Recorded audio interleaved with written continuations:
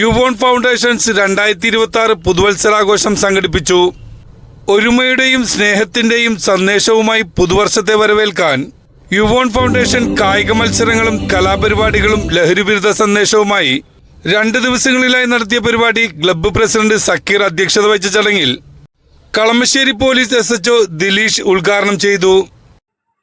എനിക്ക് ഈ ഐഡിയോളജി എനിക്ക് ഇഷ്ടപ്പെട്ട് ലഹരിയെ തടയാനും വേണ്ടി യുവോൻ്റെ സ്പോർട്സ് ഫൗണ്ടേഷൻ ശരിക്കും ഇന്നത്തെ ഈ യുവതലമുറയ്ക്ക് വളരെ ഗുണകരമായ രീതിയാണ്. അതായത് നമ്മുടെ എൻ്റെ സ്റ്റേഷനിൽ തന്നെ വരുന്ന 5 കേസുകളിൽ ഒരു 3-4 കേസുകൾ മയക്കുമരുന്ന് അല്ലെങ്കിൽ ലഹരി പോലുള്ള കേസുമായി ബന്ധപ്പെട്ടാണ്. അങ്ങനെ ഈ കേസുകളിൽ വരുന്ന ഒട്ടുമിക്ക ആൾക്കാരും ഒരു 20-25 വയസ്സുള്ള കുട്ടികളാണ്. ഇങ്ങനെ ഇവരുടെ ഈ കേസുകൾ ഉൾപ്പെട്ട് കഴിഞ്ഞാൽ അവരുടെ ഭാവി ഫ്യൂച്ചറെല്ലാം അതോടെ ഏകദേശം ഒരു 50% തീർന്നെന്ന് തന്നെ പറയാം.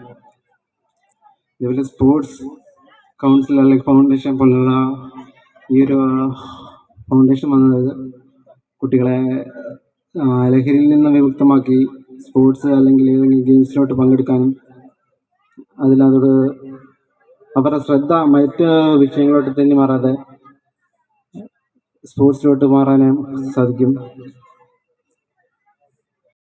തുടർന്ന് യുവോൺ ഫൗണ്ടേഷൻസ് ലോഗോയും പ്രകാശനം ചെയ്തു. കളമശ്ശേരി നഗരസഭ 7-8 വാർഡുകളിൽ കൗൺസിലർമാരായ അനസ് പാനായിപ്പള്ളി, പ്രസീജ പ്രദീപ് എന്നിവർക്ക് സ്വീകരണവും നൽകി.